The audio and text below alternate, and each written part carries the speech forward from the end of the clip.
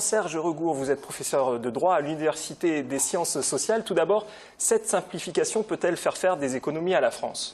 Écoutez, de mon point de vue, c'est pour l'instant une pétition de principe. C'est-à-dire que ce qui apparaît, c'est évidemment de s'interroger sur les fondements même de cette réforme.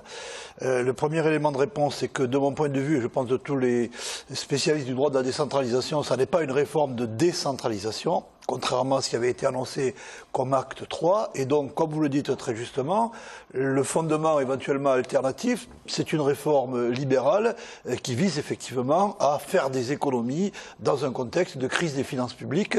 Mais honnêtement, le juriste que je suis n'aperçoit pas selon quelle modalité fusionner des régions provoquerait nécessairement des moyens financiers nouveaux. D'ailleurs, un certain nombre de spécialistes se sont exprimés récemment, je ne parle même pas des agences de notation qui ont dit la même chose, qui ont dit qu'apparemment ça n'était pas effectivement une source d'économie manifeste. Alors vous êtes un spécialiste de la décentralisation, c'est certains ouvrages que vous avez écrits collectivement. Je lis ici La décentralisation 30 ans après, on le voit à l'écran, réforme et mutation des collectivités territoriales. Est-ce que pour vous finalement cette fusion-absorption en plus est totalement artificielle? On aurait pu faire une région, si on avait pensé, si vous voulez une région forte économiquement, Aquitaine, Midi-Pyrénées et Languedoc-Roussillon.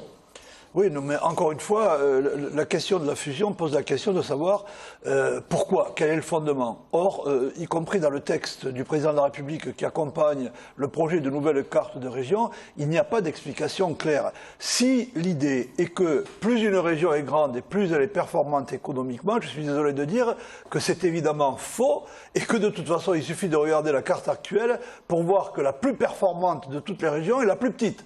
C'est-à-dire l'Île-de-France, dont la compétitivité, dont le PIB sont à peu près 5 fois supérieurs à la région qui arrive en deuxième position. Donc ça n'est absolument pas une logique effectivement d'amplitude territoriale. Deuxième élément, on dit faire des régions à l'échelle européenne. Mais de quoi parlons-nous? Est-ce que les gens ont eu la curiosité d'aller voir par exemple les découpages des Länder en Allemagne? Et nombre de Länder en Allemagne sont aujourd'hui d'une amplitude territoriale tout à fait inférieure, par exemple, à Midi-Pyrénées, dont vous parlez à l'instant.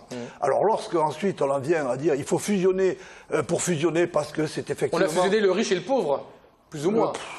Le riche et le pauvre, parfois on fusionne des pauvres, parce que les trois régions qui vont constituer désormais la plus grande région ne me paraissent pas être de nature effectivement à stimuler véritablement des logiques de compétitivité. Mais ensuite, il y a effectivement pourquoi est-ce que par exemple Midi-Pyrénées va être fusionné, en l'occurrence avec Languedoc-Roussillon, mais on aurait pu dire la même chose de l'Aquitaine, alors qu'un certain nombre de régions, PACA n'est pas fusionné, pourquoi?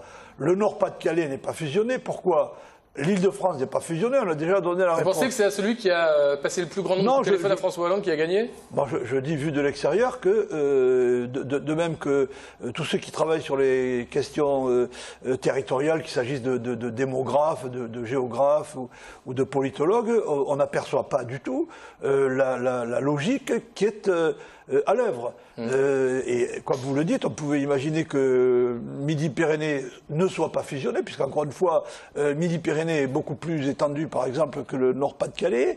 Pourquoi la PACA n'est pas fusionnée? Certaines régions ne sont pas fusionnées, d'autres sont fusionnées, et on ne comprend même pas pourquoi l'une est fusionnée avec telle autre. Alors, le seul élément de réponse perceptible, c'est qu'on n'a pas voulu se livrer à ce que des politiques ont appelé le mercato des départements, parce que je pense que ceux qui eût été effectivement mieux fondé, eût été de découper une partie de la région, par exemple Languedoc-Roussillon. On peut admettre, par exemple, dans ces cas particuliers, que l'Aude, par exemple, a évidemment une propension plus naturelle à se rattacher à Midi-Pyrénées, alors que de mon point de vue, le Gard ou l'Hérault ont évidemment un tropisme méditerranéen qui les rapproche davantage de PACA. Mais dès lors qu'on a considéré qu'il fallait raisonner à région constante, c'est-à-dire ne pas remettre en cause la configuration des départements dans les régions, on aboutit à ces choses incompréhensibles. Ça paraît d'autant plus incompréhensible qu'on nous dit en même temps, ce que vous avez évoqué l'un et l'autre, que les départements devraient disparaître en 2020. Alors pourquoi faut-il les sacraliser aujourd'hui ?